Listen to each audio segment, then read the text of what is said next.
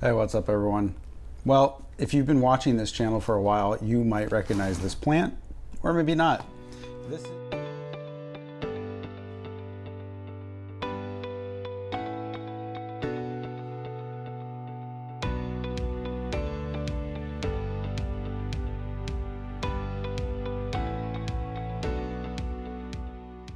This is a Dwarf Jade, Portulacaria afra, and a while back I did a pretty severe cut on it. And today we're just going to do a little bit of follow-up. All right, well, rather than rehash everything that I did before, I'm just going to make this short and sweet, and we'll put a link to the previous video below. This guy has a pretty significant trunk, like in excess of 2 inches, and basically it was just a tall straight tree when I started with it, and I decided I wanted to make it quite a bit smaller, so I made a significant cut here, which at the time removed almost all of the foliage from the tree. And now, as you can see, it's budded out pretty nicely. I think that there's basically a little tree in here that's a little bit larger than shohin-size, maybe 10 inches or so in terms of the overall height. And at this point, I'm into ramification mode, which means that I just want to take these shoots and cut them back to one pair of leaves.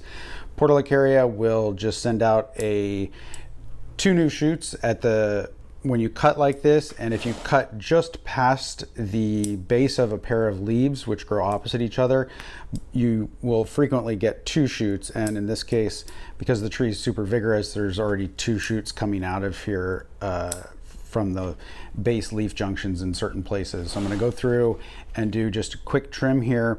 If you don't do this, then you just end up with a bunch of really long branches that have long nodes and are a little bit less interesting. So I would encourage you to really come in and be diligent about your regular cutback on these guys, because over time it builds a nice fine structure that will really make your bonsai look good.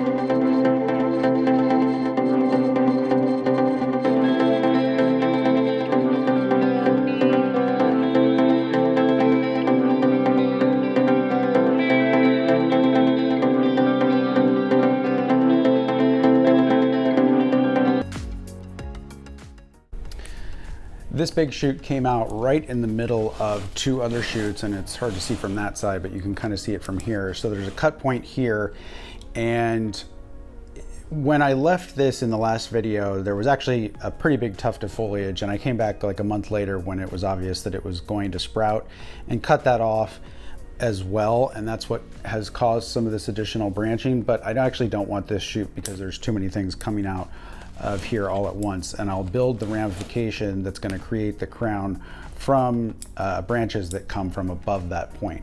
So that's pretty much all I have to do today. It'll send out another set of shoots, and then I'll go back at this.